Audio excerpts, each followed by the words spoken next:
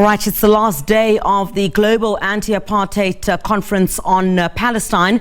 A number of international civic society organizations, activists, government officials and others have been meeting calling for the freedom of Palestinians.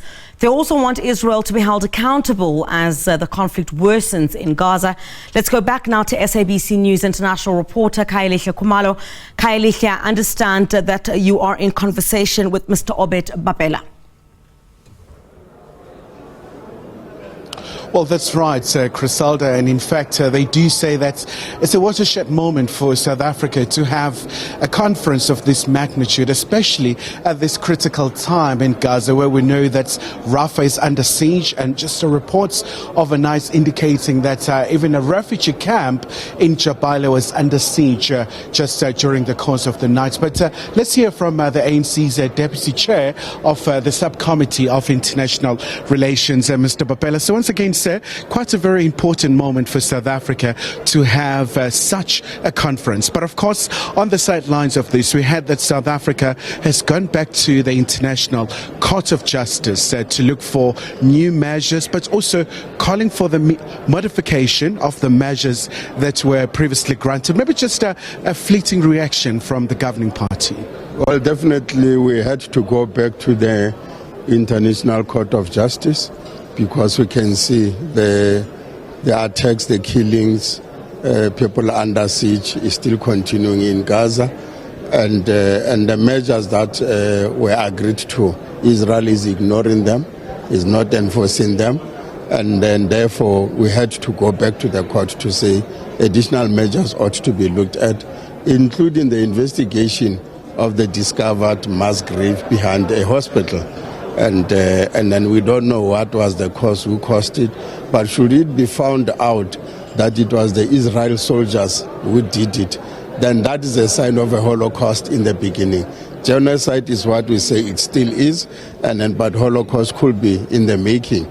However, we will then still call on the International Court of Justice to finalize the determination and declaration that what is happening in Gaza is a genocide, so that investigations then can go full out by the ICC to then hold those responsible to come and account, and whether it be soldiers or the government officials, government ministers, and the Prime Minister of Israel, Netanyahu, they ought to be investigated if indeed with the genocide that will have been declared, because the court was short of just saying it is a genocide.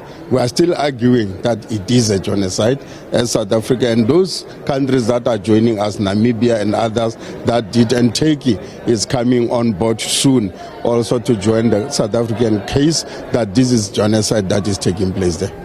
Once again, sir, looking at this particular gathering, I mean, you have so many civil society organizations, the former Turkish Prime Minister, and so many activists who are here. Let's look at the importance of this, especially being held in South Africa, a country that also benefited from the global solidarity in dismantling apartheid. That has been a key wish here from so many speakers, that a similar approach should be applied. Your expectations, we know that the plan of action is being crafted and refined.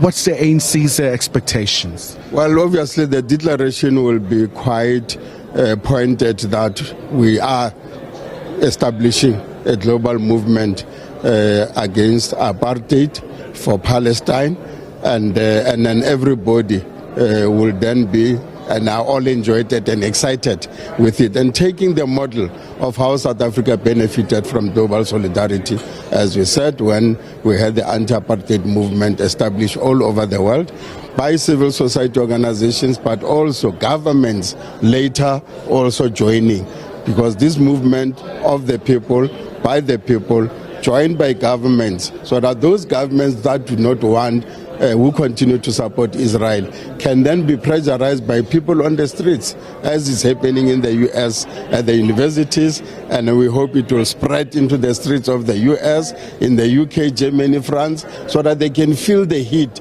that what is happening in Palestine is not what we want to see is a genocide. We need a ceasefire as soon as is possible, so that then we could then have relief going on, and then all those trucks that are standing by with a lot of aid going there to prevent a human disaster.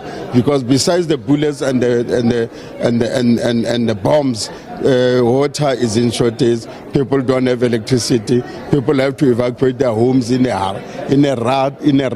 It's a desert area. It's winter now coming in, and then people will die of starvation. People will die of dehydration, and that in itself is not a good sign for human beings.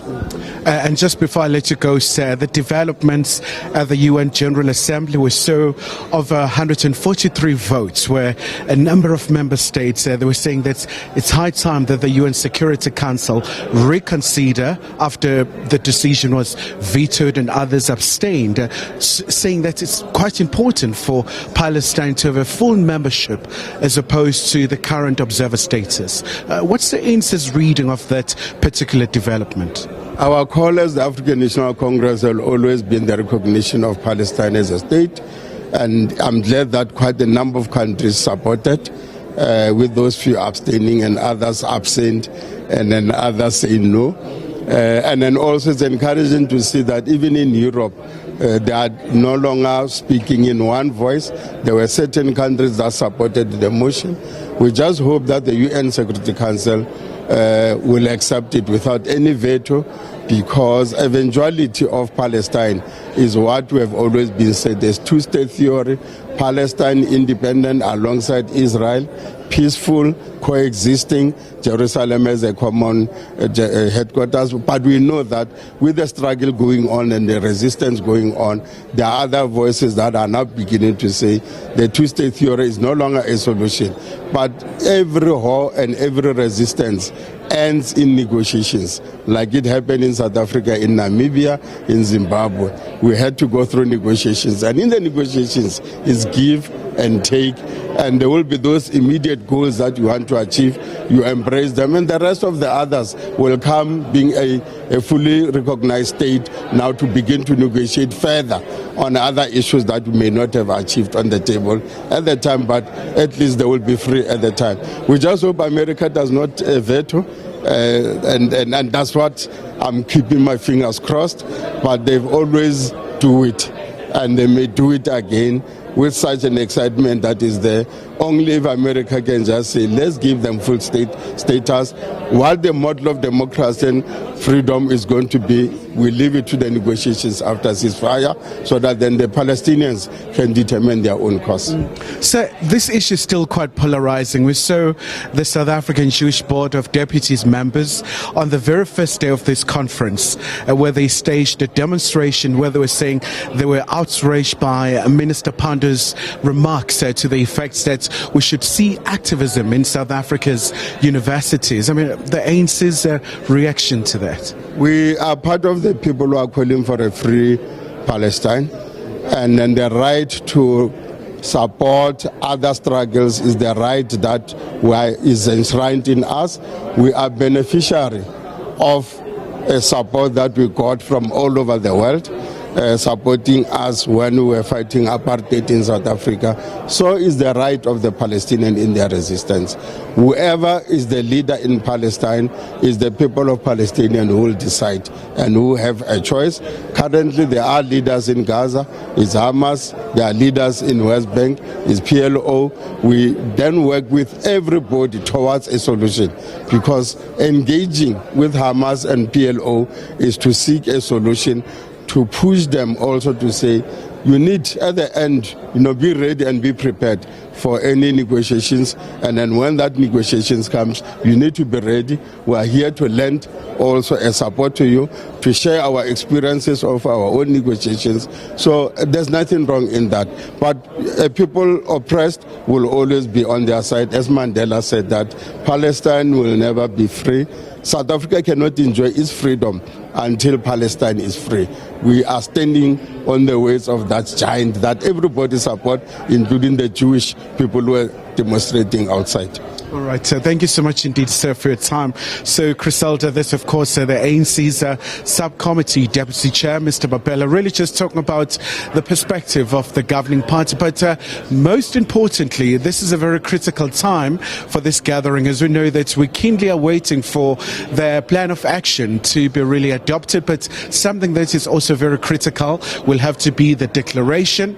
But also we do understand there will be a memorandum that will be handed over to the South African government, something that's really closer to government's heart of South Africa, the support of Palestinians. We saw the International Relations and Cooperation Minister, Dr. Naledi Pandor, officially opening this gathering and showing very unflinching support to the Palestinian cause, but also saying that South Africa will always support the immediate release of the hostages in Gaza. With that, back to you in studio. Khayelihle Khumalo, thank you very much indeed.